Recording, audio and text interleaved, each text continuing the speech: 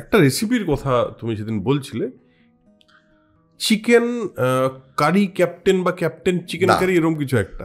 Chicken country captain, right right, হ্যাঁ, এটা গল্পটা একটু বলো না। হ্যাঁ হ্যাঁ, chicken country captain. Goalundo steamer কারিও খুব ইন্টারেস্টিং। কি নাম? Goalundo steamer curry. হ্যাঁ, আচ্ছা। চিকেন কান্ট্রি ক্যাপ্টেন কি জানো, মানে এই রান্নাটা কিন্তু বিশুদ্ধ বাঙালি বাংলাদেশে উদ্ভূত রান্না। আচ্ছা। যখন ডাচরা প্রথম চিটাগংয়ে এলেন, চট্টগ্রামের একটা বিশাল জিও স্ট্র্যাটেজিক একটা অ্যাডভান্টেজ আছে। ওই যে বে অফ বেঙ্গলের শেষ মাথায় ওইখানে ওই দিক দিয়ে বর্মা চলে যাচ্ছে, এইদিকে ভারতের মূল ভূখণ্ড, এবং এখান থেকে সিঙ্গাপুর, থাইল্যান্ড ইত্যাদি সব কিছুতে মানে জলপথে ব্যবসা করা খুব সহজ। কাজেই চট্টগ্রামের একটা বিশাল অ্যাডভান্টেজ আছে। এই চট্টগ্রামে প্রথম যখন আসেন, এসে ওনারা ঢাকার নবাবকে বলেন যে একটু জমি দিন, বসবো এখানে, কাজ করব। তো ঢাকার নবাব তখন বিলাস ব্যসনে ব্যস্ত, এবং তিনি এত বড় মানে জায়গার অধিপতি, তাঁর এত সময়ও নেই প্রত্যন্ত এলাকায় কি হচ্ছে না হচ্ছে। বলছেন যাও, এই নাও জমি দিয়েছেন। এবার যেমন হয় ঔপনিবেশিক শক্তির, সূচ হয়ে ঢুকে ফাল হয়ে বেরোয়। তারা আস্তে আস্তে কিছুদিন বসবাস করে ক্রমশ উত্তর দিকে আরম্ভ করলো অগ্রসর হতে। এবার এই যে পুরো অগ্রসর হতে আরম্ভ করলো, চট্টগ্রাম থেকে একটা বেল্ট উত্তর দিকে যদি তুমি যাও, সেইখানে সেই বেল্টটা ধরেছিল মগেদের বাস। মগেদের বাস? মগ, আচ্ছা, মগ প্রজাতি। হ্যাঁ, এই মগেদের বেশিরভাগেরই পদবী ছিল বড়ুয়া। আচ্ছা।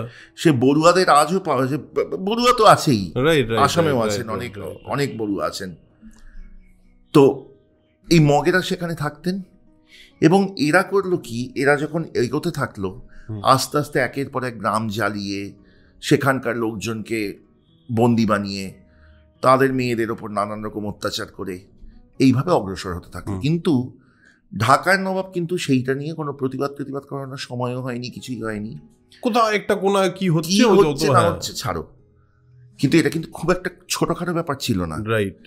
এরা যখন যেত, এরা এই যে মানুষগুলোকে বন্দি বানিয়ে আনতো, বন্দি বানিয়ে এনে তুলতো তাদের কান্ট্রি বোটে, ছোট্ট, মানে খুব ছোট না, মানে মাঝারি মাপের নৌকায় তাদের বন্দি বানিয়ে সেখানে রাখতে হবে। কৃতদাসের মতো তাদের দিয়ে নিজেদের বিভিন্ন কাজ করাতে আরম্ভ করলো। তার মানে তারা একটা ঔপনিবেশিক শক্তি হিসেবে প্রকাশ করা শুরু করছিল। এই প্রসঙ্গে বলি, এই যে আমরা বলি মগের মুলুক, ঠিক, মগের মুলুক বলতে আমরা সাধারণভাবে কি বোঝাই? অরাজকতার দেশ। রাইট। এবং এমনভাবে আমরা ব্যবহার করি শব্দটি, জানি মগরাই অরাজকতা করেন, এবং মগের মুলুক তাই মগরা যেখানে অরাজকতা করেন। আদৌ কিন্তু তা নয়।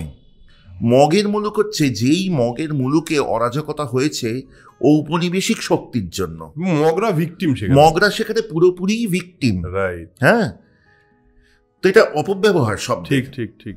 এবং তারপর তারা দেখলেন যে মগেদের সবচেয়ে বড় গুণ হচ্ছে তারা দুর্দান্ত রান্না করতে পারেন। ওকে। তো তাদেরকে অন্যান্য সব সেলাই ফোড়া, নৌকা চালানো ইত্যাদি সব কাজ ছেড়ে বলে এই তোরা রান্না কর। আচ্ছা। তো চিকেন কান্ট্রি ক্যাপ্টেনের সেই সময় উৎপত্তি।